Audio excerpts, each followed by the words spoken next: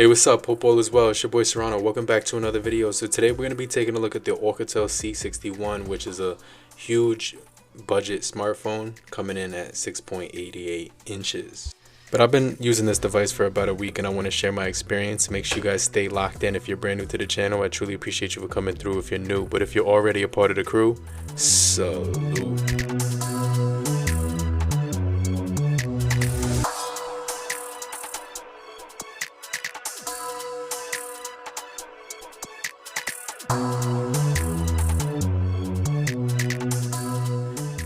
So the C21 is a budget device. It comes in at 6.88 inches, and one of the best things about it is the super large display. So overall, the size is the one thing that I really like about this device because it feels like a miniature tablet in your hand. It offers fingerprint face unlock as well as dual nano SIM support, which you can expand with an SD card up to 1 terabyte. The featured 6.88 90 Hz display, which is featured, is going to give you Gorilla Glass for protection, and so I noticed that it was pretty sturdy. Also, it did have a pretty good decent speed to it when I was browsing through apps and using social media. And so the really cool thing about this device is it has a huge battery at 5,150 milliamps per hour. You're also going to be getting OTG reverse charging on this, as well as a featured 13 megapixel camera on the rear and a 5 megapixel camera on the front. And so the other thing is that this thing is going to pack a huge 5,150 milliamp per hour battery, which will last you over a day. It also does have Bluetooth 5.0 as well, and it's going to give you the Tiger UNOSOC T606, which is an average processing chip for the budget price point. It will be able to game with minimal lag, but you will notice that the graphics won't be able to go too high. So it's a very utilitarian device, giving you premium features. It also has a single firing speaker, which does sound pretty good. You will have to put it on speakerphone if you want to hear the other person on the other end. Crystal clear, especially when you're outdoors. When using the device outside, I did notice that the display did get bright enough for outside use. I was able to see everything in direct sunlight on the screen.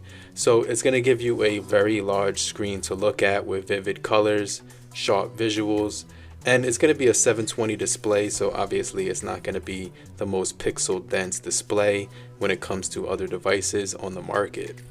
But for the average user, I could say that this device is going to be really good, especially if you're trying to get a device for an elderly person, maybe a teenager as their first phone, or even somebody who's just looking for a secondary device with a huge battery and a large display for watching media content and browsing the web.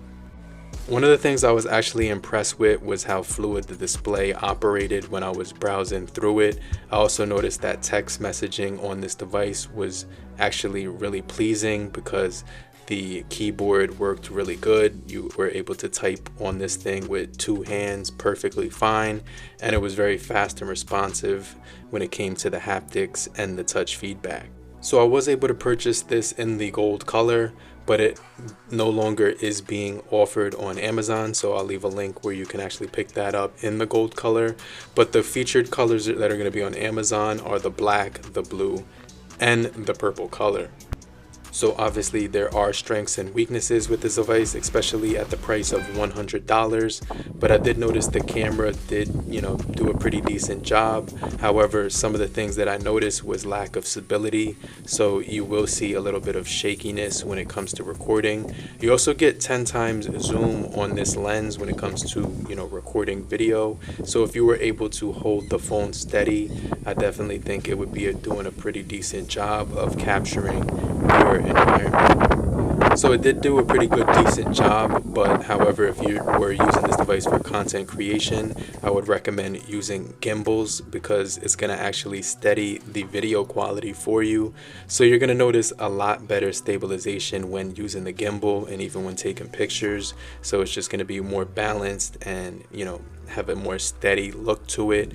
And so as long as you had it on that gimbal, which is basically a stabilization device, the camera, which comes recording at 1080 30 frames per second, looks pretty clear.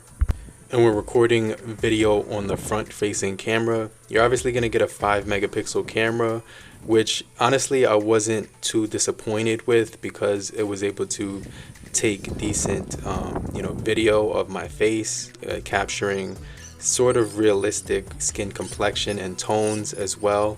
However, you will notice that when recording on the rear, you will see a bit of shadows, high contrast, and the brightness is going to be dimmed down a lot.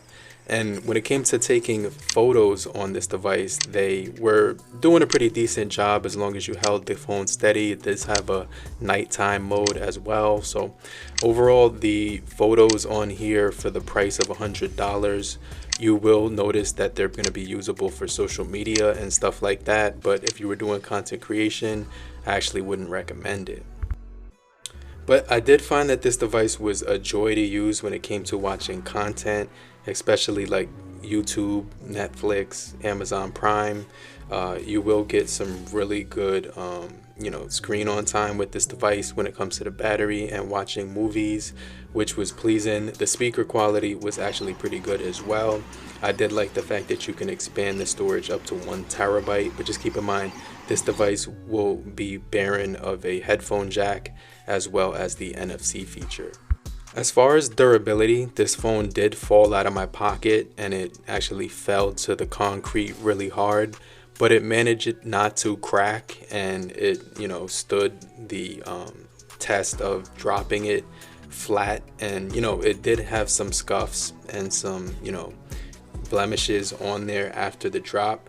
However, with the Corning Gorilla Glass display, it was actually pretty durable. When it hit the ground, there weren't any cracks on the display whatsoever. Now, when it comes to networks that you can use this device in, it does get voice over LTE. So that was actually pretty cool to see. It's actually listed with the support of T-Mobile, but it does not support AT&T or Verizon. However, I was using my Straight Talk SIM on this device, which does run on the Verizon networks. And it did have a full bars with voice over LTE the entire time that I was using it. However, when I did go indoors in certain situations, I did notice that it would drop to the edge connection because it wasn't able to maintain that 4G in certain environments. But for the most part, this device, 90% of the time when I was using it outdoors, it did keep a solid connection to the 4G voice over LTE network on the Straight Talk SIM card. And this device actually ran with 4 gigabytes of RAM, but you can expand it up to 12 virtual memory. I really did like the fact that it had 128 gigabytes of RAM that's expandable up to 1 terabyte. But some things that it did lack was the headphone jack as well as the NFC. I also did like the fact that this device just ran smooth no matter what you threw at it when it came to watching your favorite shows, playing games, or just browsing the web. Text messaging on here was actually very enjoyable as well. So yeah, the voice quality on phone calls sounded really good. When I was using it, I was able to get a steady connection. When I was indoors on some certain buildings, there was a drop of bars, and sometimes it would even go to the edge connection. But I would say 95% of the time I did get voice over LTE when it came to the 4G network on here using my Straight Talk SIM card. But overall, using this device for the last week was pretty enjoyable, especially watching shows on here, connecting to all of my apps. The storage options on here are really good, especially with the virtual RAM and the 1 terabyte of expansion. The lack of headphone jack, NFC, and dual speakers might be a deal breaker for a lot of people, and even 5G compatibility. But let me know what you guys think about the OUKITEL C61. If you're still here, just tap down below. I'm still here, so I know you're still kicking it with me. And just hit the like button so we can get this video out to more people and help beat the YouTube algorithm. I'll hit you back. I'll check you guys later. Namaste.